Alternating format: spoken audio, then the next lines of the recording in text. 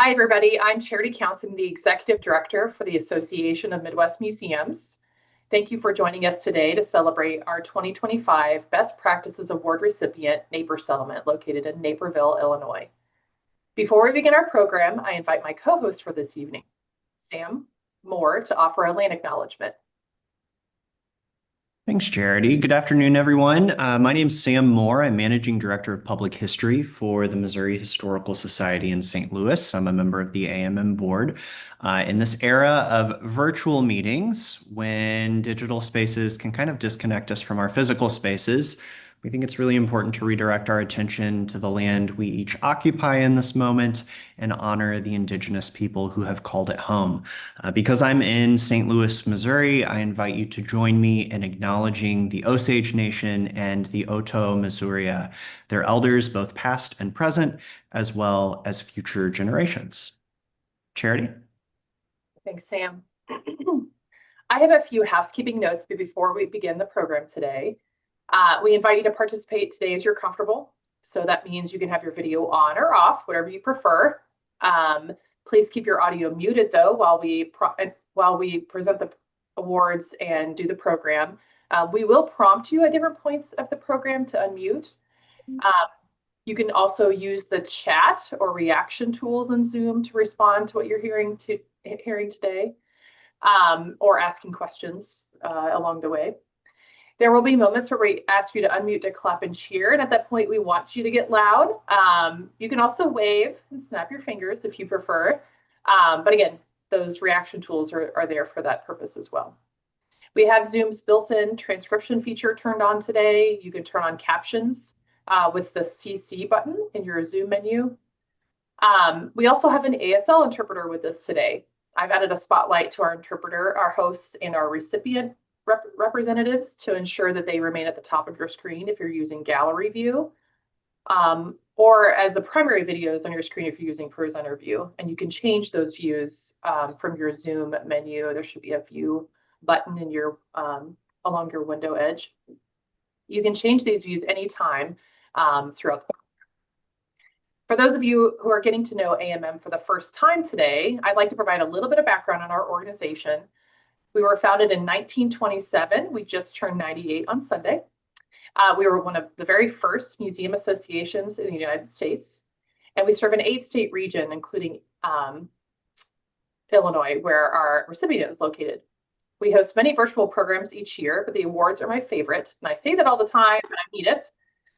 It's an absolute joy to celebrate all of our honorees through events that bring together both their peers in the museum community, so our network with AMM, their staff, their colleagues, and family and friends, whoever is able to join us live or tuning in later.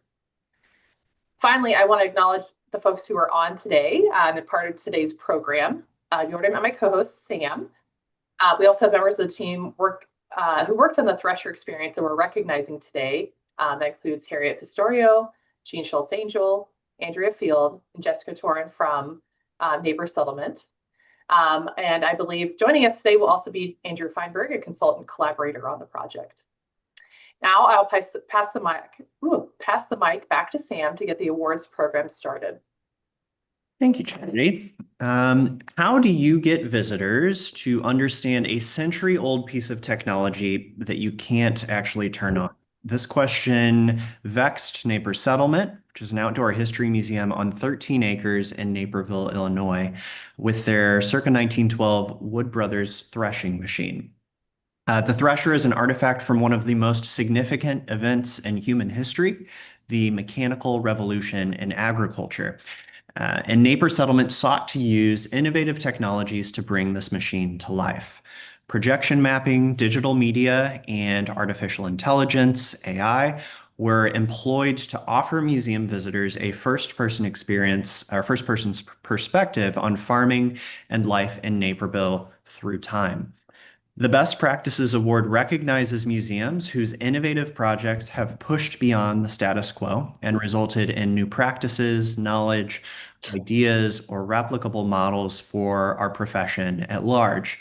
The Thresher experience at Naper Settlement exemplifies innovation and creative problem solving, and through the work of this team we have with us today, we can imagine ways in which new technologies such as AI can be implemented in museum experiences.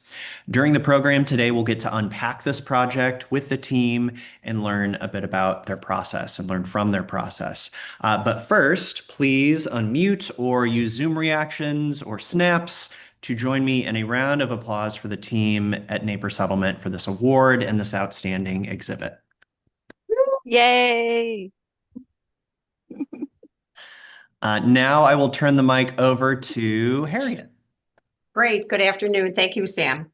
Just a few remarks. I'd like to thank our donors for this project, the City of Naperville, our exhibit vendor, obviously Andrew Feinberg, who's on the call, also the staff, Jean, Jessica, and Andrea, for a wonderful project. So I'm going to turn it back over to you, Charity. Thank you so much.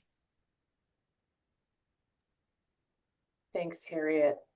The next part of our event is a program that the museum's organized to share with us more about the Thresher experience and the changes that they made. Jean, I'm going to hand the mic to you to get the program started, and we'll connect to the end for questions.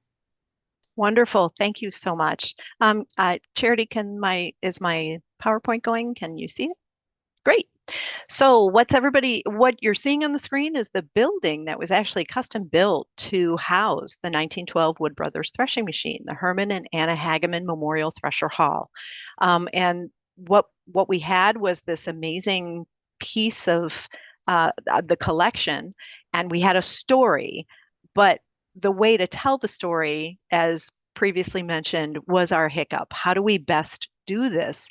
Because it was very difficult to imagine the machine working or everything involved in it when you're standing in front of it, and it's actually the pulleys and levers are not doing anything.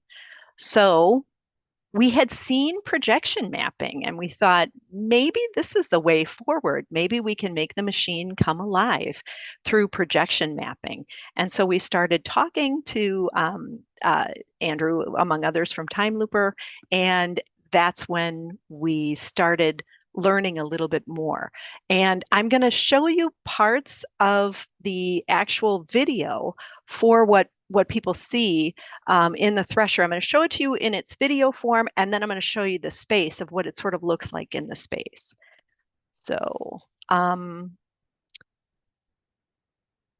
and hopefully everybody will be able to hear it. And I'm just going to show a bit of the middle of the video. It's about a 6.5 minute video or so. And it really talks about the full story of why this piece of equipment is really important.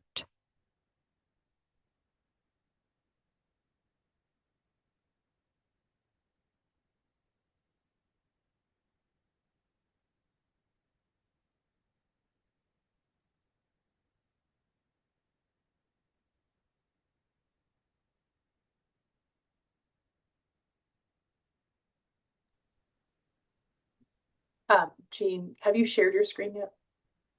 Oh. I'm sorry, what? Have you shared your screen yet? Oh, I thought I did switch over. I apologize. There you go. No problem.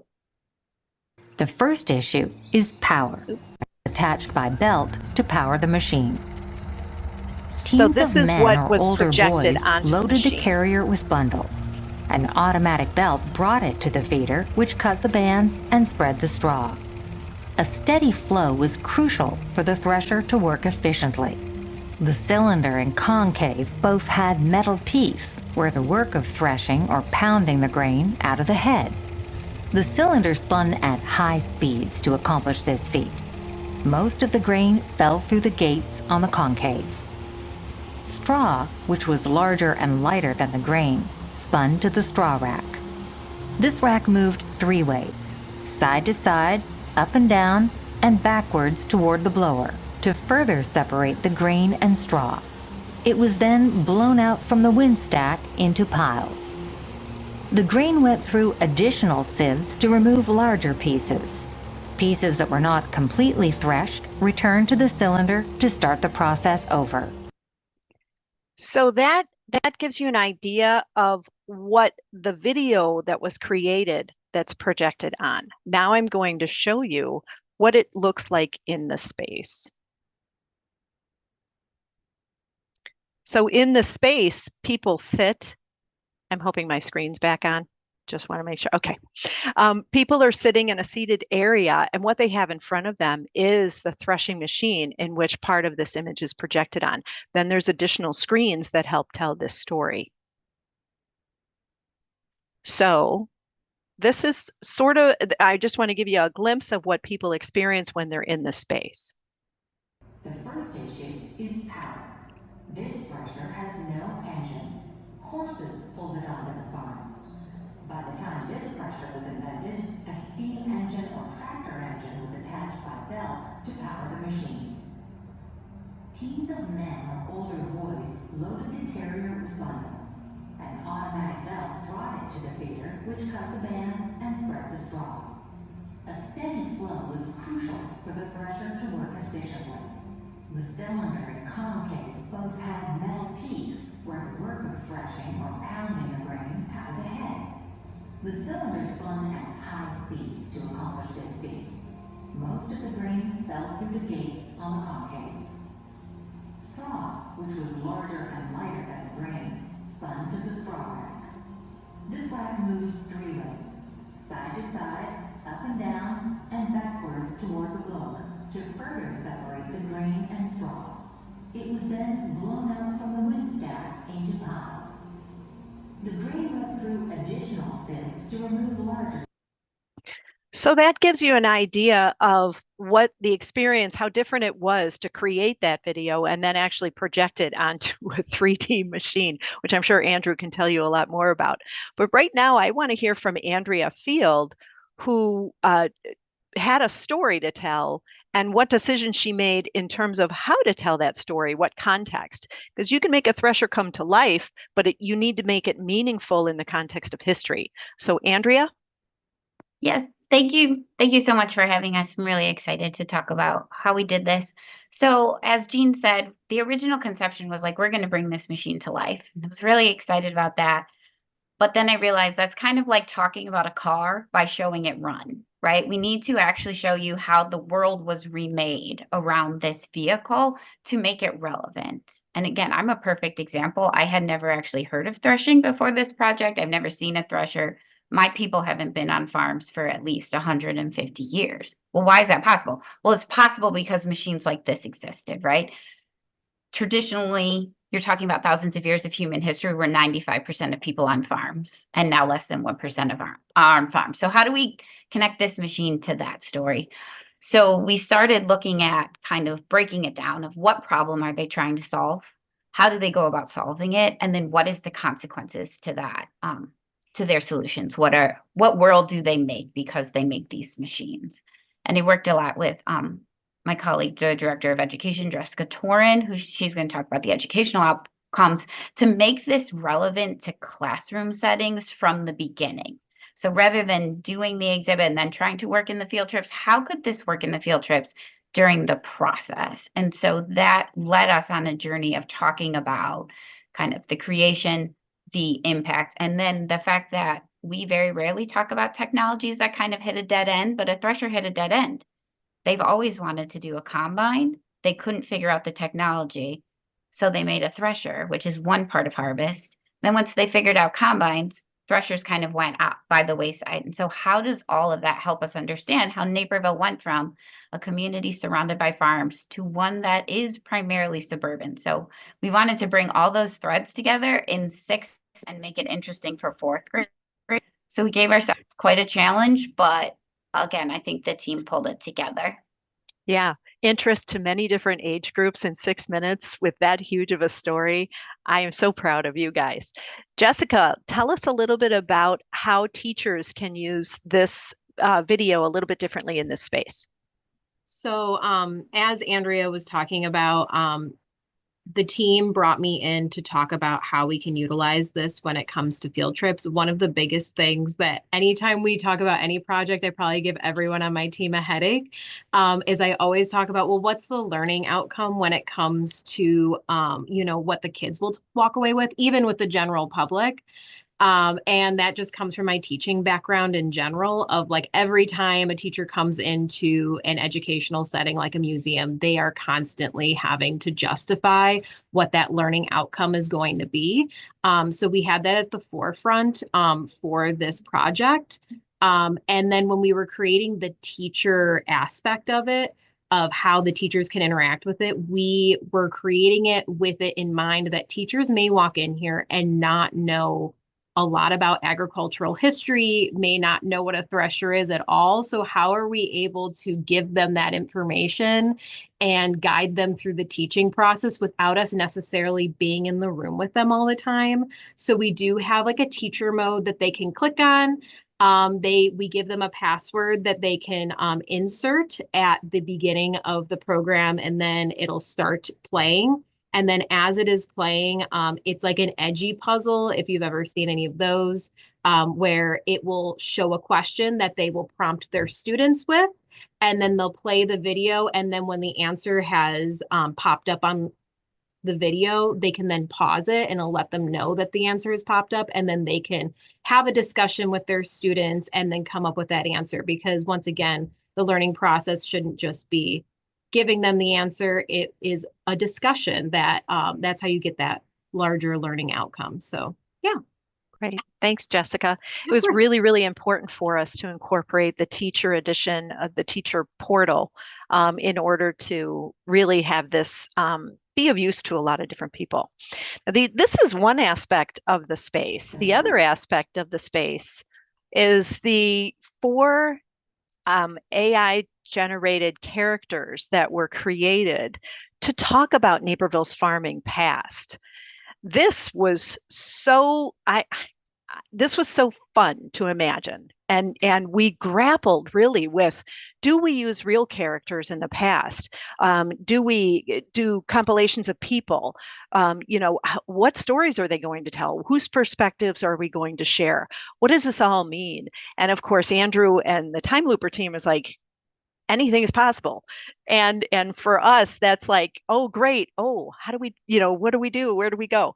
So we determined that the thing to do would be to make compilations of characters of people in the past, so that because these AI characters would answer. And if it was a person from actual history, that's a little more challenging because, people have relatives. And if somebody came in, oh, that was my great-great-grandfather and he didn't look like that, you can have issues with that in an experience.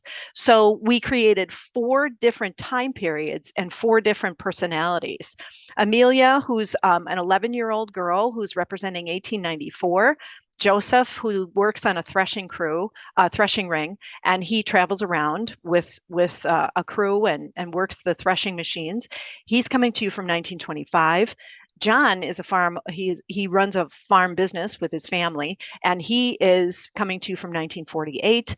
And Irene, who is grown up on a farm, she's never left Naperville, she's seen it all, and Naperville's starting to change, and she's not sure how she feels about it. And she's coming to you from 1972. So what people do in this experience is they walk up to these life-size characters and they choose who they would like to talk to. There's prompting questions that'll tell them about basic information about Naperville's farming past, and then talk to them about who they are. And then the exciting part about this is, of course, they can answer custom questions using the power of AI technology, which is really, really exciting. And so you can use the microphone, ask them a question, and they will come up with an answer. Where did you go to school? Well, she went to Copenhagen School, and she talks all about it. So this part of it was the other part, that you can learn about these stories from the past from characters that will help bring those things to life. And you might ask, well, how were these created? we provided information for basically the brains of these, and then Andrew can tell you more about how that works. But I did ask a couple of the characters a little bit about winning an award or how important it is to teach the community about agriculture. And I'd like to share an answer that John gave us when I asked, how important is to teach the community about agriculture? So we'll see what he says.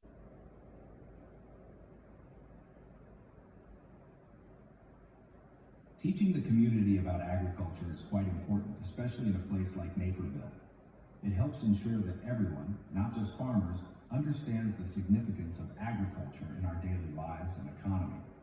Organizations like the Rural Life Progress Club and 4-H Club have been instrumental in promoting agricultural education.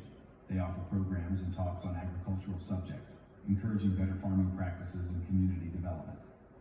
By educating the community, we can improve agricultural methods, increase productivity, and foster a sense of connection between town and hinterlands. This knowledge also helps in making informed decisions about food production and sustainability, which are crucial for the future. So that was John's very well thought out answer. Let's hear from Emmy, who I asked, would you ever like to win an award?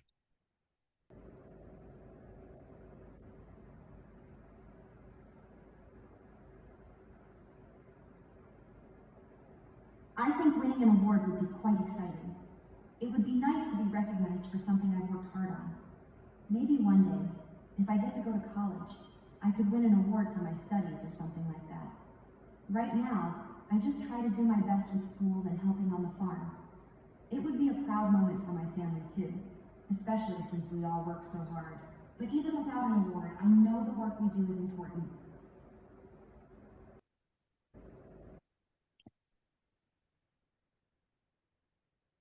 And with that, that ends our presentation, but also I'm going to hand it off to Andrew Feinberg from Time Looper to share some of his thoughts on the project. Hi, Andrew. How are you? Hi, team. It's a pleasure to be here and the charity and the AMM team. It's really great to be a part of this award ceremony. So I want to thank you for recognizing the hard work of the Neighbor Settlement team.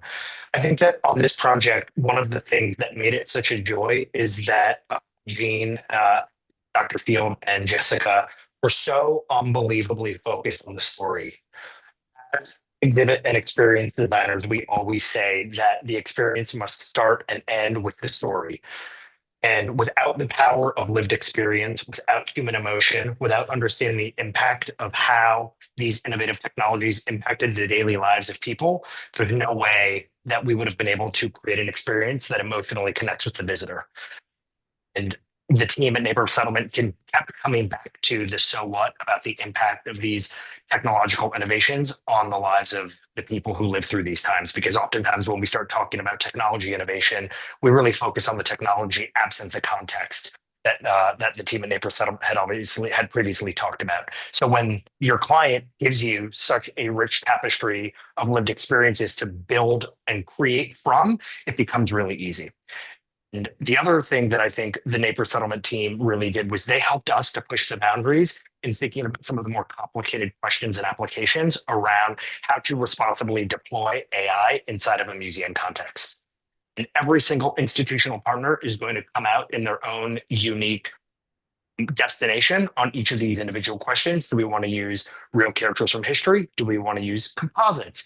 How much room do we want to give the AI to interpret or to imagine into the future, like a living historian would? What are the differences in when a living historian makes those interpretations, as opposed to when an AI generated character makes those representations without a lived human to be there to help facilitate that dialogue? Those were all some of the questions that we had to unpack with the Naper team.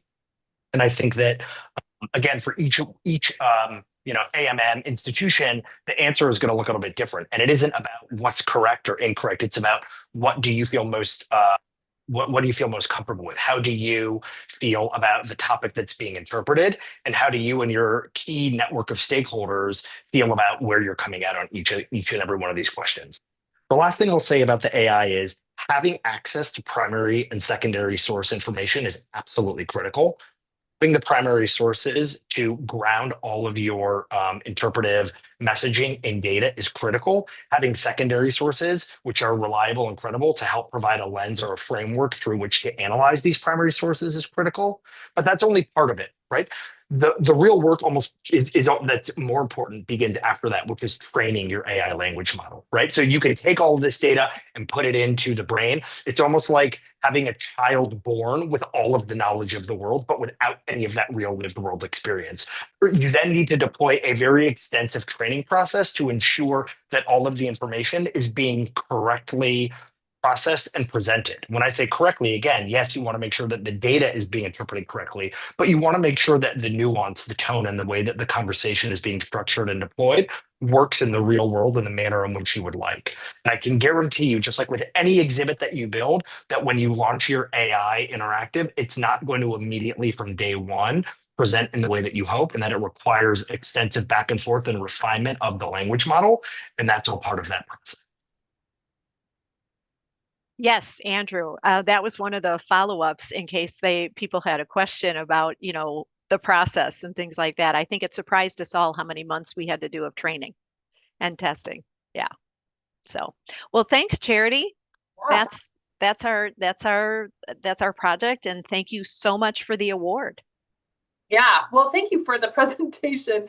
I started this event with a few high-level questions in my mind, and then I found myself writing down multiple other questions. I know I have them. I just want to put it out there for folks who are tuned in live today.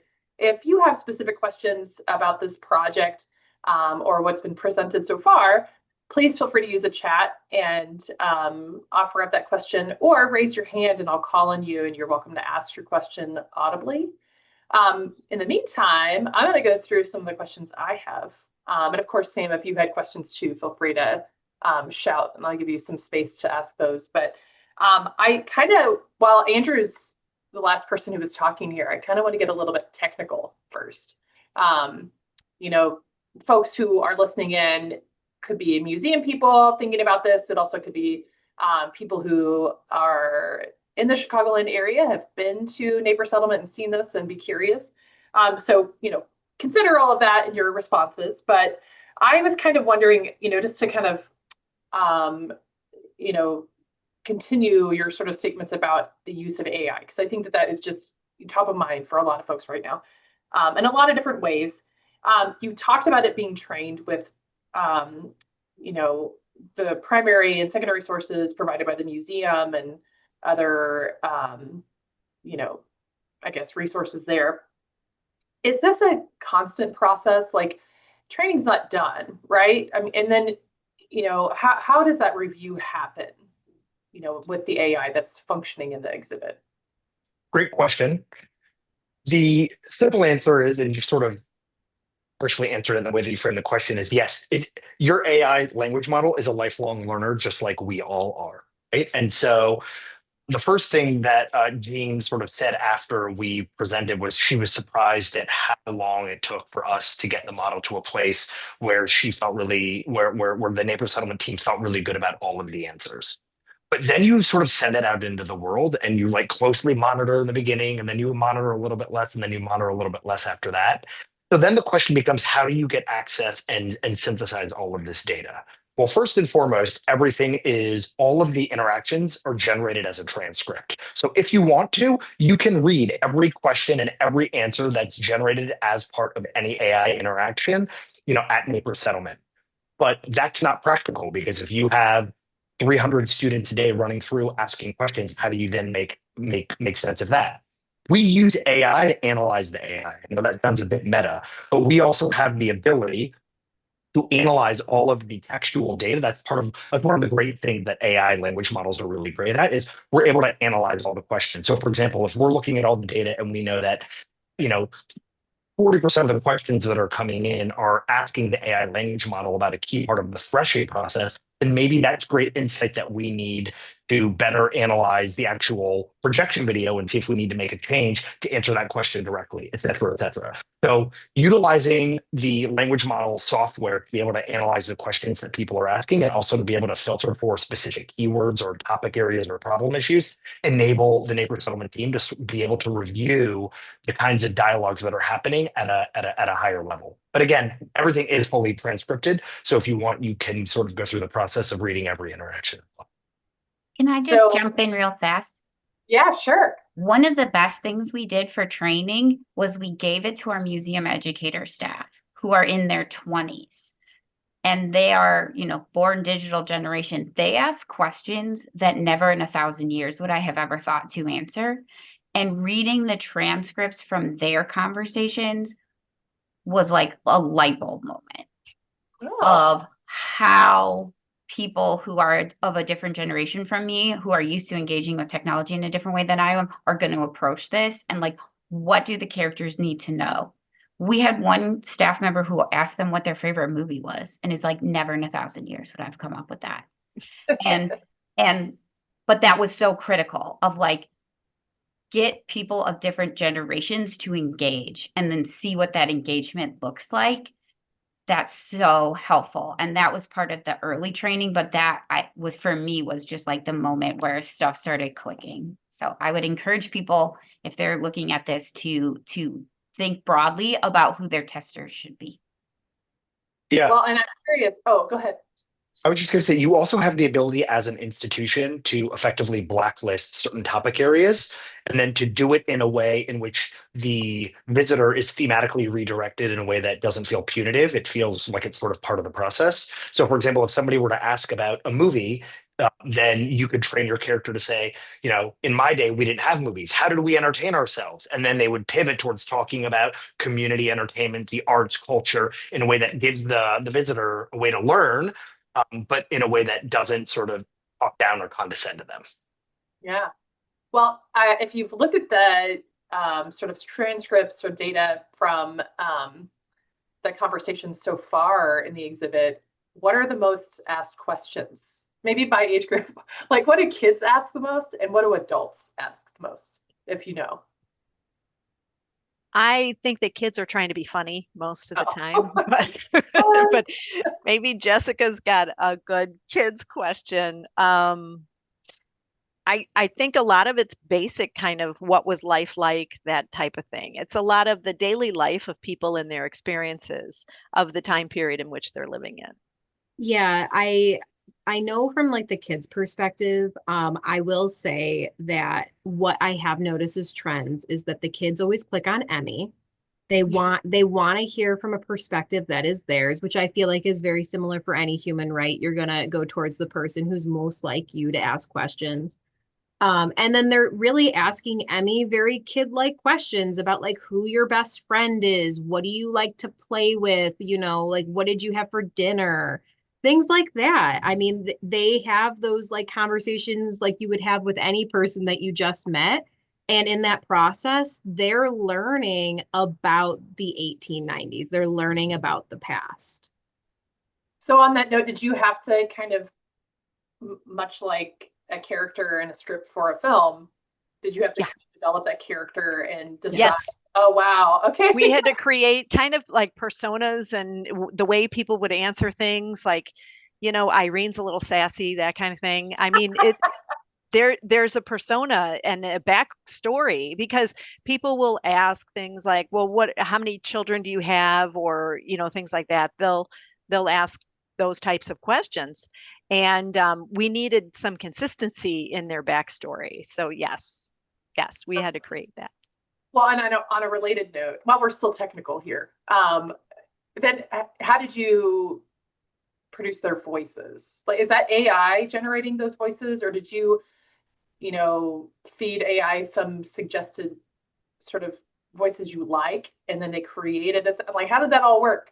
I'm thinking about this as somebody who's like directed programs, right? You think about. Sure. We gave Time Looper we indicated that we wanted Midwest voices, people who sound like they're from around here, right, in the time period in which they are from. And then we chose based on a couple of things, like we would get maybe 4 or 5 to listen to and then narrow down on. Yeah, and Charity, for those institutions that are listening that have history from the more recent past, we can take voice samples from media in the 20th century and then create an AI language model voice that's based off of that. Of course, we at Time Looper not only we require approval or releases from those individuals or from the descendants of those individuals to make sure that we're doing it concordant with the family's wishes. But it also gives you the opportunity when you have those existing digital artifacts to sort of bring that life back to life and to enable it to sustain and engage present tense as well. Awesome. Thanks for explaining all that. And we did use a museum educator's voice and it's part of this project too. Oh, all right. Andrea, I think you said this, when you were talking about, when you were thinking about sort of the content for this, the focus of the film and everything, you said, what world do they make by making those machines, as sort of a point to think about, that you were thinking about, that you wanted to get across, that there were decisions and consequences, and it's what world resulted. And I thought that was really interesting.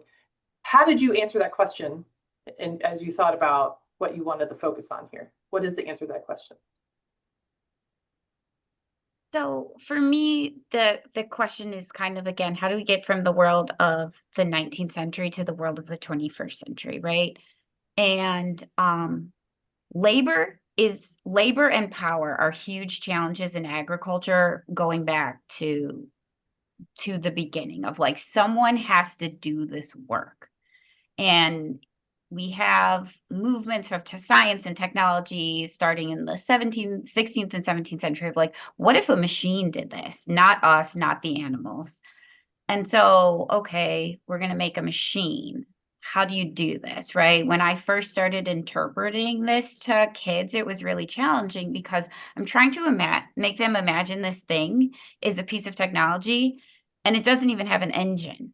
So it needs to be powered either by an external engine or by animals.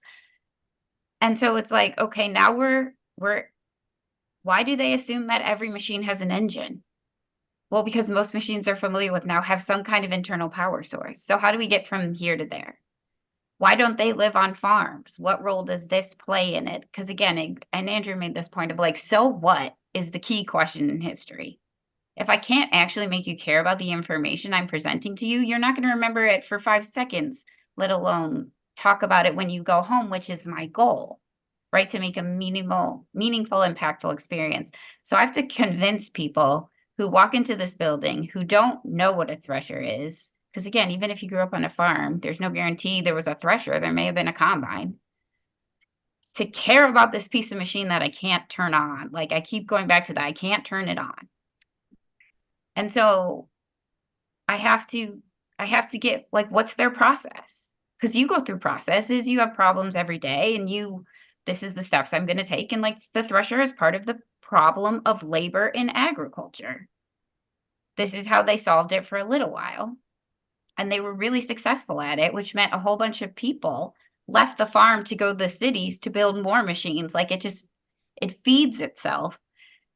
And so it's how do you get all of that across with no live interpreters in 6 minutes in a way that, like, we have multi-generational families and we want the grandparents who maybe do have agricultural experience to be just as engaged as the kids who, think food comes from the grocery store. And so how do you manage that? And again, I will say, we've been working on agriculture at Naperville Settlement as part of a larger project. And the more I learn about it, the more it's interesting. And so then it's just about how do you communicate that interest and passion to people who are surprised that they're interested in agriculture. And, like, that again is the goal. And we've had really good feedback from this project. So again, I think it's a step in the right direction for our larger goals.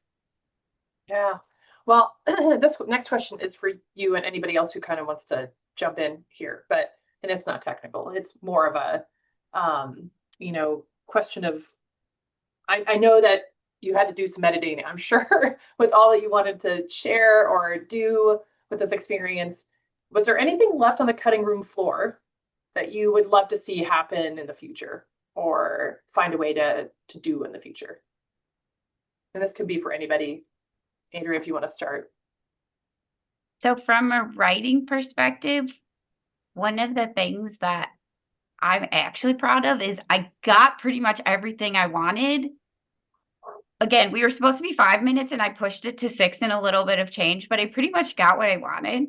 And the Time Looper team, I think, was awesome in responding. Like, we were going to bring the Thresher to life. And then I was like, here's a film script.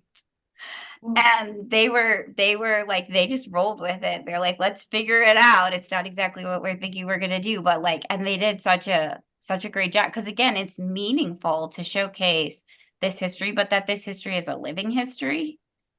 And so again, from the film, I don't really have anything that was left on the cutting room floor. We were really tight when we edited, and we just were thoughtful about, okay, what is the extent that we can do. And then again, Time Looper was just really great in giving us the tools to bring it to life.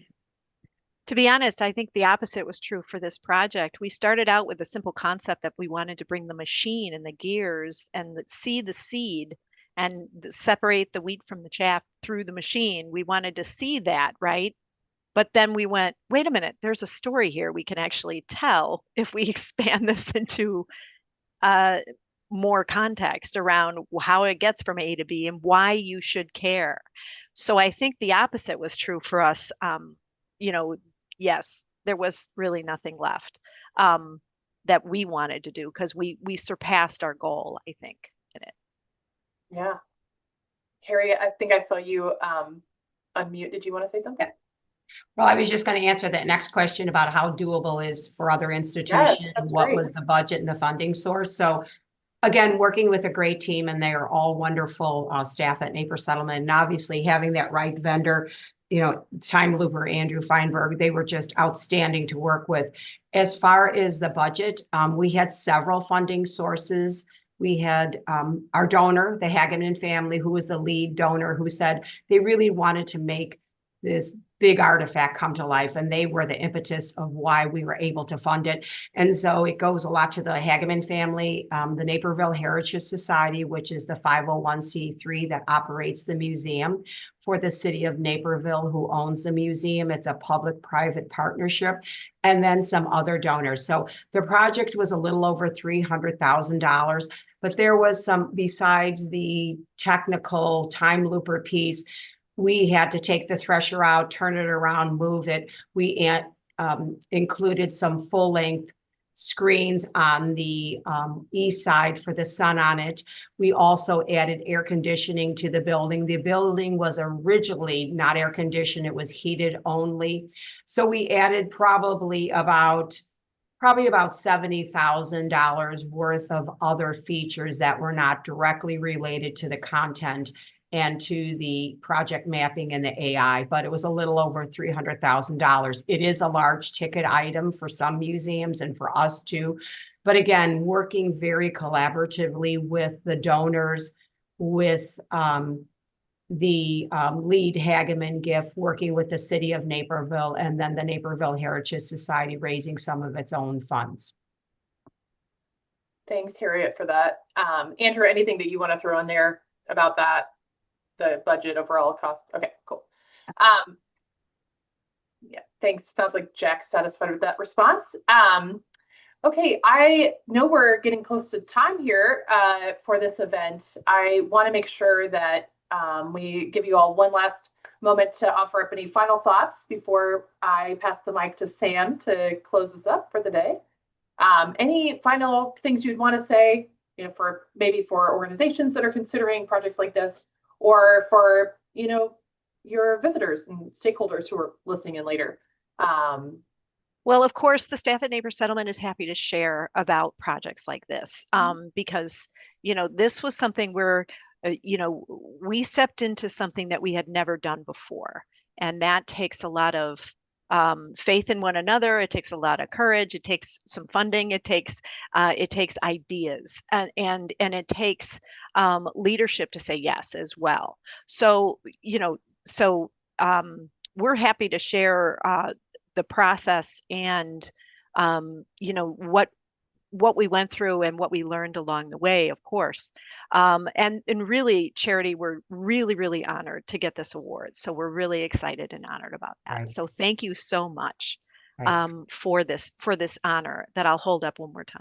Yeah, I would just like to make a shout out to Time Looper and Andrew Feinberg. Having the right partner is critical. We had the money. It could have been anywhere USA, but having Time Looper and Andrew Feinberg and his team working with us, because it was our first really bigger project in projection mapping and AI, and making sure that you have the right partner is critical to the success of it. And obviously, we were awarded respectfully this wonderful award, and we could not have done it without the partners that we had at Time Looper, and obviously the very creative and staff that we have also. They're just outstanding and second to none to the team that's on this call.